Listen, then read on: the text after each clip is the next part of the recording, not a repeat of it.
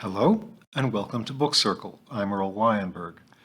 This time we will continue reading Village Affairs by Miss Reed. Miss Reed has lost her second teacher, the one for the younger children, and is looking forward to the temporary substitute, Mrs. Rose. On Monday morning, Mrs. Rose arrived in good time in a little car, shabby and battered enough to win approval from Mrs. Pringle, in whose eyes it appeared a very suitable form of transport for teachers. Amy's large, high-powered beauty had always offended Mrs. Pringle's sense of fitness. She opened the gates for Mrs. Rose's vehicle with never a trace of limp or a word of complaint. Clearly, Mrs. Rose was accepted, and that was a great relief to me.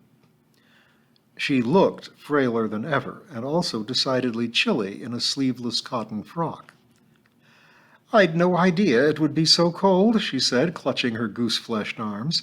"It is June, after all." "It's always colder up here on the downs," I told her, "and these old buildings are pretty damp.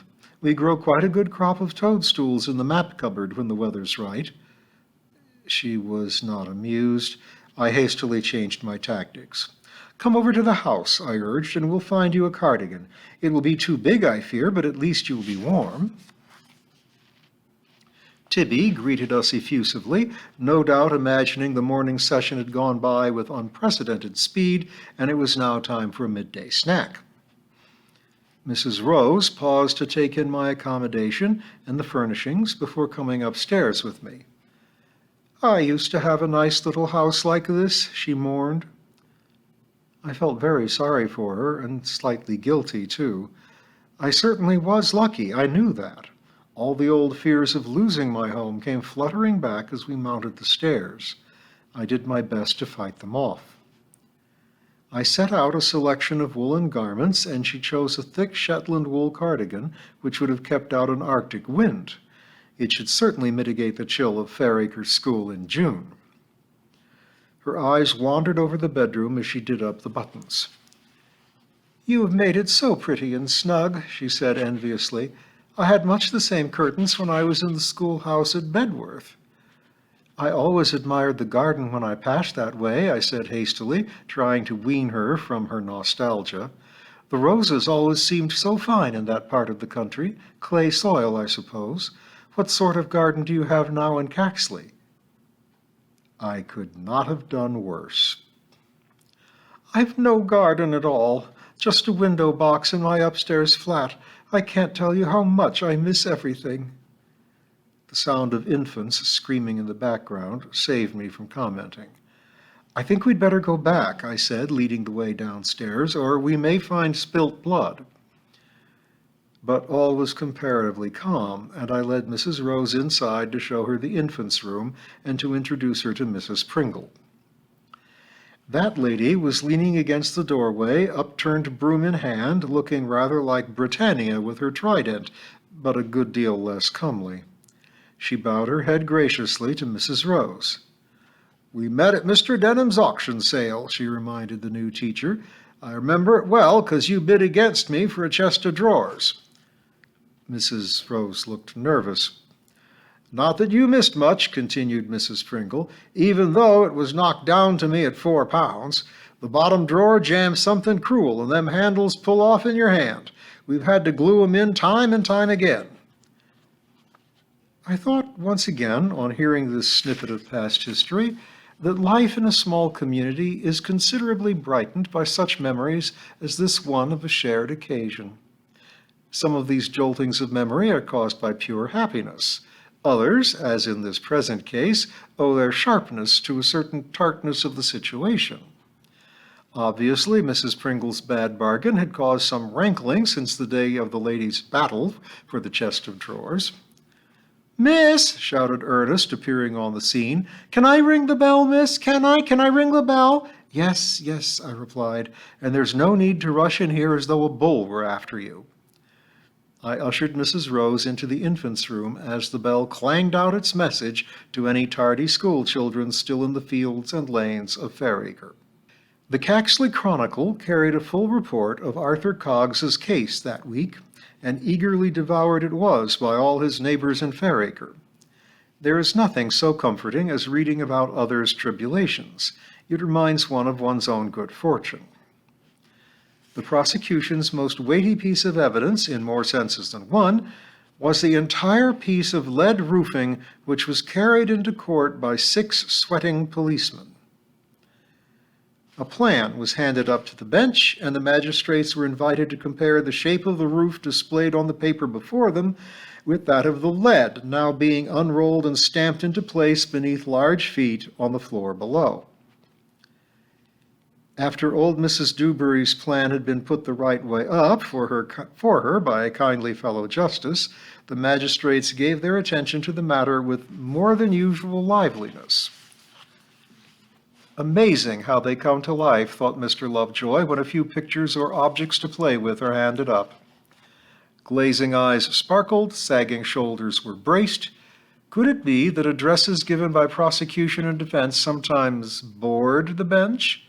Not, thought Mr. Lovejoy seriously, when he himself addressed them. He had a turn of phrase, he fancied, which commanded respect as well as attention to his cause. But possibly some of his learned colleagues were less fortunate in their powers. Mr. Lovejoy, it will be noted, was without humor.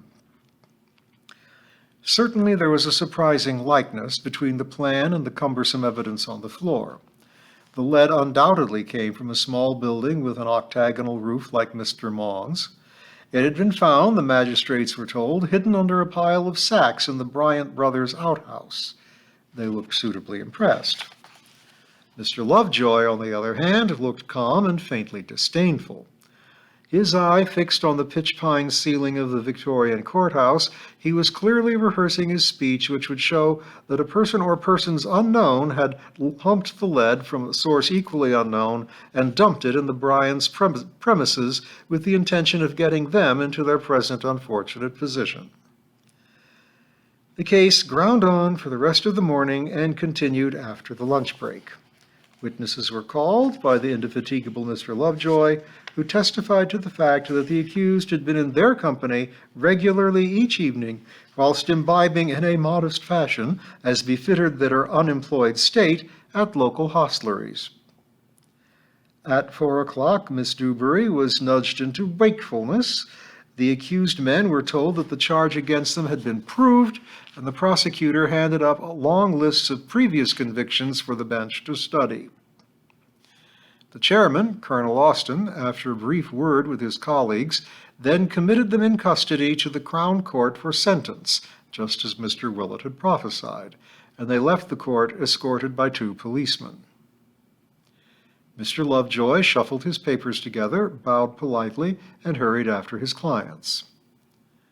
"That is the business of the court," announced the clerk, "and the business of the day is over." "And only just in time," observed old Miss Dewberry as she departed. "I put a beef casserole in the oven at lunchtime, and it must be nearly dry by now." "Never like sending chaps to prison," grunted Colonel Austin to his male colleague as they reached for their hats. "But what can you do with 4 like that? How many times have we seen 'em, John?" "Too many," his friend replied, "and we'll see them again the minute they're out." In Fairacre, reaction to the court's decision was mixed. Most agreed that Arthur Coggs was only getting his just deserts, and speculated upon how long the judge would give all 4 when the time came. But more were concerned about the effect of Arthur's absence on his wife and family. "She'll be a damn sight better off without him around," said Mr. Willett.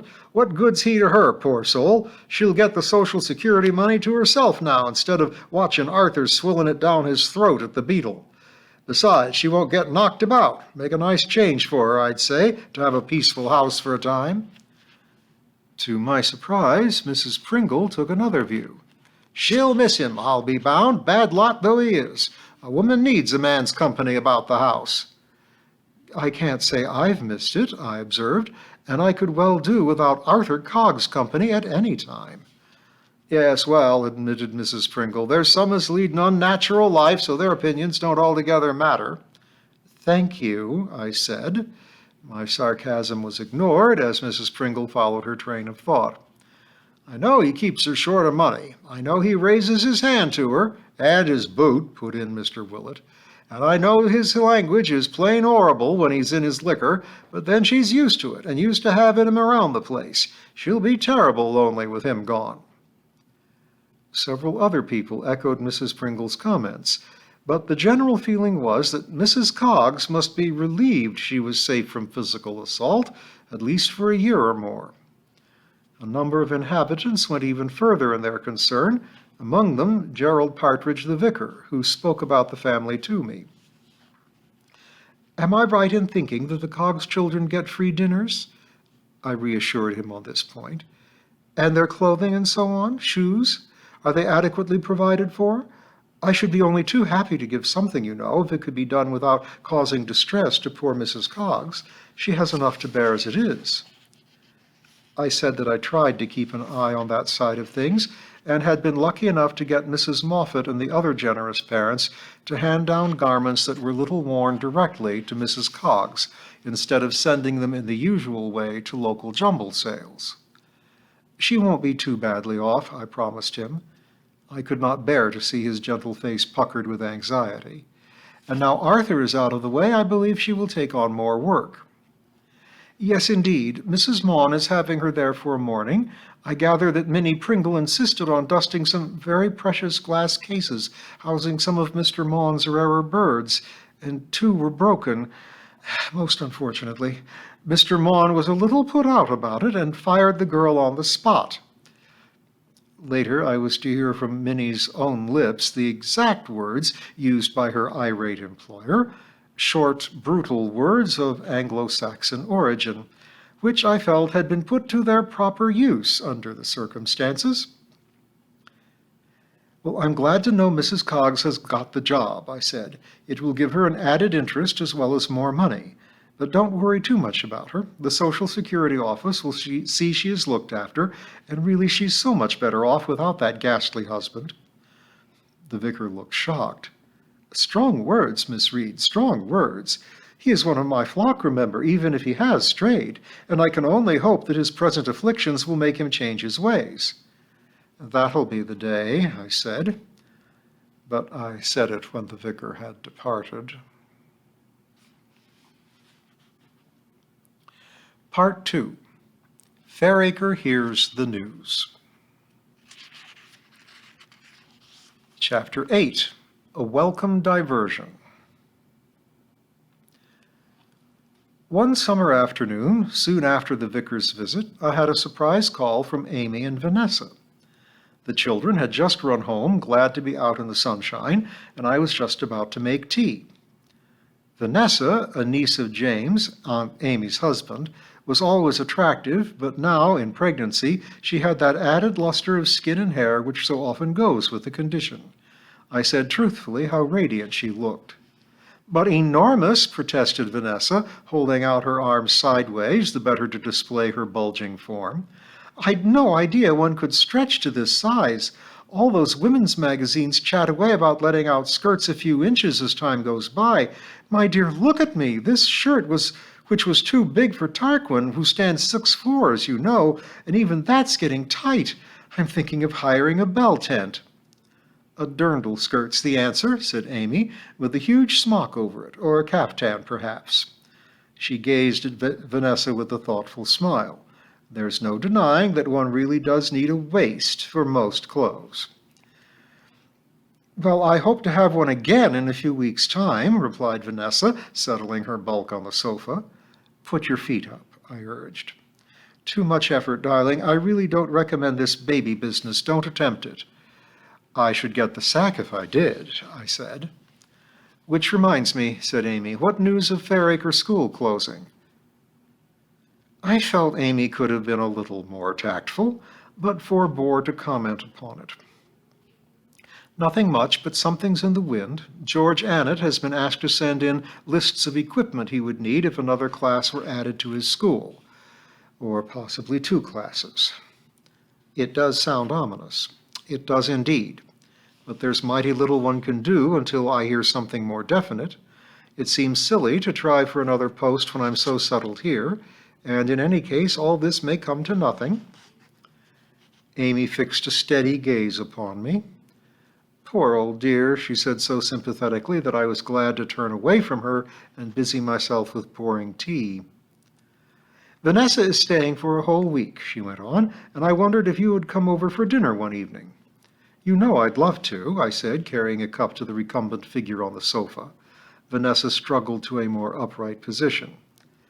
I'll just lodge it on this bulge, she said with a dazzling smile. It really comes in quite useful, this extra shelf. I shall miss it.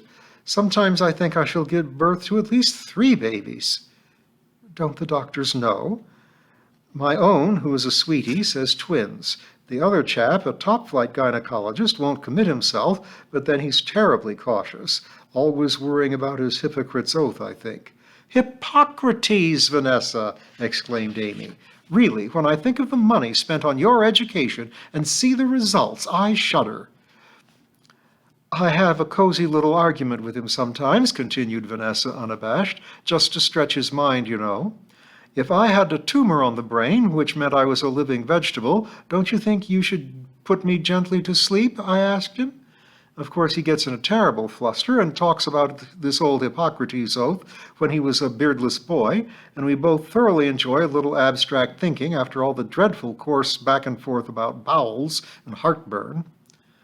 Vanessa sighed, and the teacup wobbled dangerously. I must say it will be quite a relief to know how many. Luckily, I've been given enough baby clothes for a dozen. Tarquin's mother is a great knitter and does everything in half dozens, even binders. I don't think babies have them now, but I haven't the heart to tell her. She's also presented me with a dozen long flannel things, all exquisitely feather-stitched, which have to be pinned up over the baby's feet to keep it warm. I can't see the monthly nurse using those. You're having it at home? I said. Good heavens, yes. All the family's babies have to be born in the castle, and the piper waits outside, for days sometimes, ready to play the bagpipes to welcome the child. I'd have a relapse, I said. To my Sassenach here, the flowers of the forest sounds exactly like the Keel Row. Well, don't let Tarquin know, added Vanessa. The sound of bagpipes brings tears to his eyes. He's not the only one, I told her, rescuing her empty cup. On the Saturday following Amy's visit, I was invited to attend a lecture by Henry Maughan. It was to be held in the Corn Exchange in Caxley, and the subject was European Birds of Prey, illustrated by slides taken by the speaker. I was a little surprised by the invitation. The Maughans are always very kind to me, but we do not meet a great deal, except by chance, in the village. The vicar and Mrs. Partridge were also going, and several other people from Fairacre. All had been invited to lunch with the Maughans at the Buttery, a restaurant in Caxley, conveniently placed near the hall, and offering a varied menu at modest prices. The Buttery is always busy, and many a local reputation has been shredded beneath its oak beams.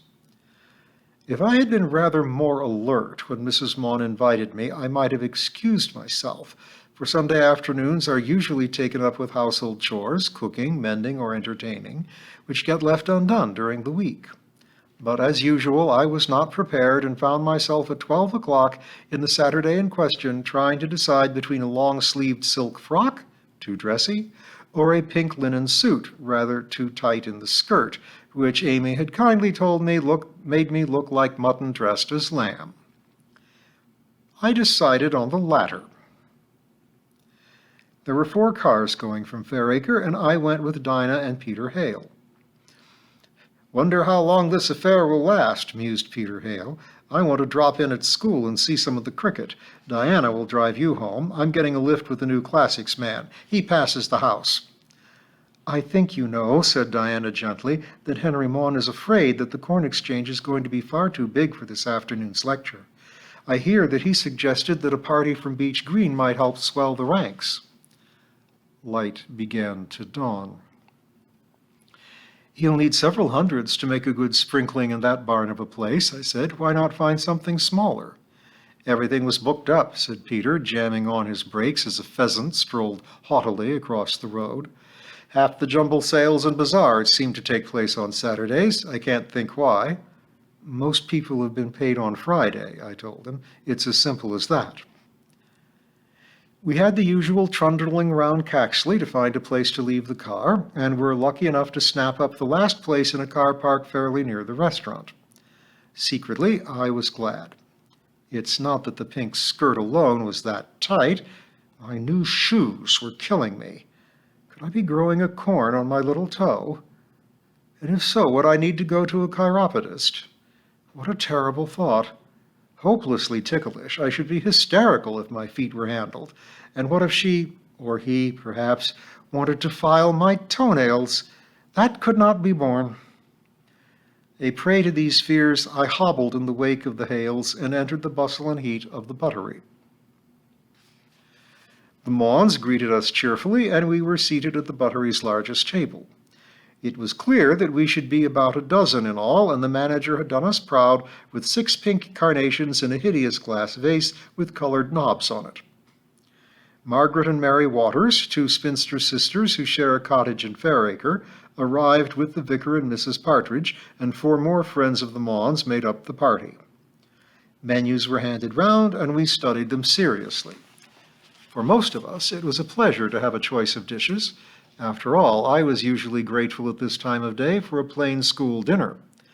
To be offered such attractions as melon, prawn cocktail, pâté, or soup for first course alone was wholly delightful, and I began to enjoy myself enormously. Our host did not appear to be so happy. I remembered that his wife had once told me that he dreaded any sort of public speaking and was prey to nerves before these events. "What is this blanket of veal?" he was asking her crossly. "You won't like it. It's veal and white sauce. How disgusting. Blanket's about the right word for it." He turned to the vicar. "Don't you hate white gravy, Padre? It's like cold soup, dead against nature." "I must admit," replied Gerald Partridge, "that I rather like things in white sauce. So bland, you know. Take tripe, for instance." "No, you take tripe," exclaimed Henry, shuddering. "I never could face that awful rubbery flannel look, let alone put it in my mouth." "Done with onions," said Margaret Waters earnestly, "it can be quite delicious, and so nourishing. My poor father practically lived on it for the last few weeks of his life." Peter Hale caught my eye across the table, and I had to concentrate on the carnations to preserve my sobriety. "I should have the lamb chops, Henry," said Mrs. Mawn decisively. "I see there are new potatoes and peas, and you know you always enjoy them." Henry brightened a little. "But what about our guests? Come now, Miss Reed, what are you having?" I said I should like melon, and then bravely the blanquette de veau. The waiter, who had been leaning against a nearby dresser looking bored to distraction, now deigned to approach and started to take down orders. The meal was good. Caxley people are fond of their food and are quite ready to complain if it is not to their liking. The Buttery knows its customers and does its best to give satisfaction. By the time the cheese board was going the rounds, we were all in fine spirits, except for poor Henry Mawn, who had become more agitated as the dreaded hour drew near. "I've forgotten my reading glasses," he exclaimed fretfully, slapping each pocket in turn. "Now what do I do?" Mrs. Mawn remained calm. "Use your bifocals, as you always do, Henry. Really, the fuss." "You know I never feel right with bifocals at a lecture," wailed Henry, for all the world like one of my 8-year-olds. Gerald Partridge leant forward anxiously. "Shall I get the car and go back for them?" he offered. "I could be back here in half an hour." Mrs. Mawn took charge. "Certainly not, Gerald. I won't hear of it. You are the soul of kindness, but there is absolutely no need for Henry to have his reading glasses, and, well, he knows it." She looked severely at her husband, who, seeing himself beaten, turned his attention to a splendid Stilton cheese clothed in a snowy white napkin, and began to look less fractious. His guests became more relaxed, and the conversation turned to Arthur Coggs and his future. "A friend of mine," said Mary Waters, "was in court when they carried in that massive piece of lead. Poor young Albert Phipps nearly had a rapture." "A careless one?" inquired Peter Hale. "You mean rupture, dear," said her sister reprovingly. "You always get that word wrong. A rapture, as Mr. Hale has reminded us, is what dear Ivor Novello wrote about." "I'm sorry," said Peter. "I was being flippant." My English teacher once said, "Flippancy gets you nowhere," remarked his wife. "I've been trying to show off, I remember, about trembling ears in Milton. I said that the phrase smacked of the asinine and was ticked off quite rightly. Schoolgirls must be very trying to teach." "No worse than schoolboys," commented Henry. "I agree with that wholeheartedly," said Peter Hale, former schoolmaster. And we'll follow the conversation further next time.